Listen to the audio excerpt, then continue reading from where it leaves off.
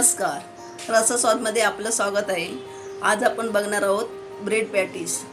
साहित्य: हे अर्धा किलो बटाटा मी बॉईल करून घेतलेले आहे, पाव किलो बेसन, कढीपत्ता, 1 चमचा हळद, कोथिंबीर, चवीपुरते मीठ, हे 3 चमचे मी आला लसूण पेस्ट आणि त्याच्यामध्ये मी 2 हिरव्या मिरच्या बारीक केलेल्या आहेत आणि हे 2 बारीक केलेल्या मिरच्या आहेत आणि राई फोडणीसाठी.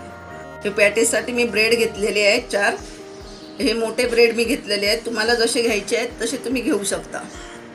बटाटा बारीक करून घेतलेला आहे आणि आता आपण ही भाजी फोडणीला द्यायची आहे. गॅस पेटवलेला आहे. फोडणीसाठी आपण 2 चमचे तेल घालूया.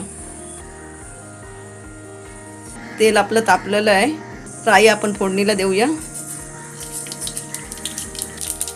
कढीपत्ता, मिरची, आलं लसूण पेस्ट,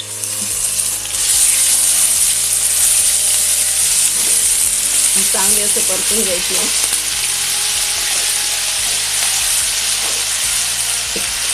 हळद,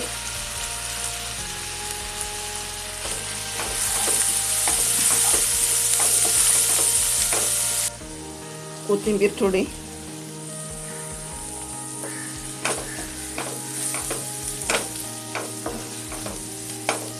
बटाटा घालून घेऊया.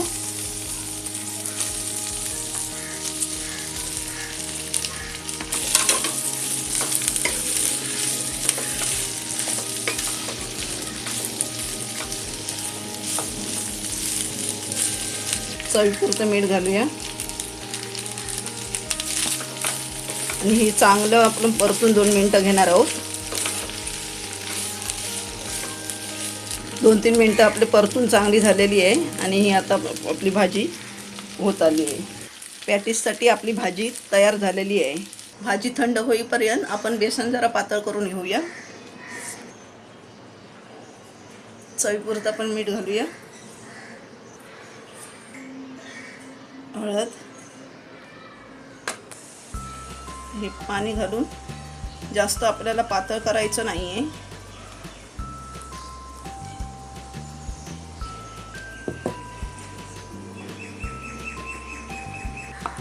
बेसन आपलं मिक्स करून झालेलं आहे चांगलं.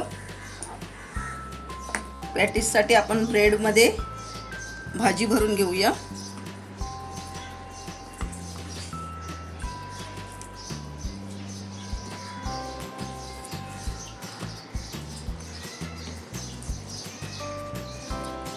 अशी चांगली भाजी भरून घ्यायची. अशी चारही बाजूने आपण चांगली भाजी भरून घेतलेली आहे. वरून दुसरा ब्रेड आपण ठेवायचा असा.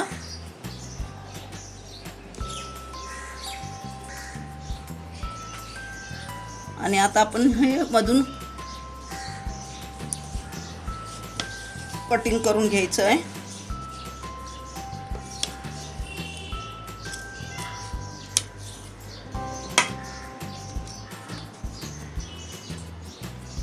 असं छानपैकी आपण कटिंग करून घेतलेलं आहे. असे मी बाकीची भरून घेते. याला ब्रेड पकोडे पण म्हटले जातात. ब्रेड आपण बेसनमध्ये चांगलं असं बुडवून घेऊया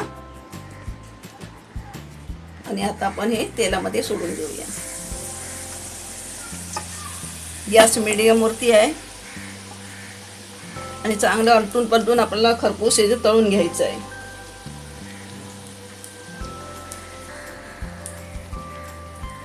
आता हे आपण परतून घेऊया. पॅटीस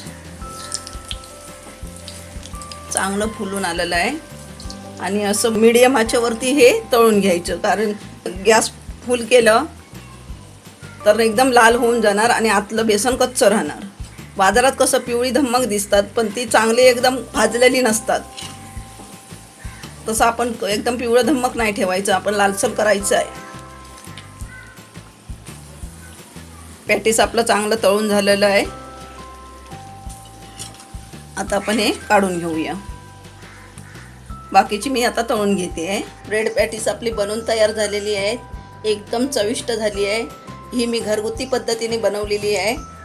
ही एकदा तुम्ही करून बघा आणि मला सांगायला विसरू नका. हा व्हिडिओ आवडला असेल तर लाईक करा आणि रसस्वादला सबस्क्राईब करा. धन्यवाद.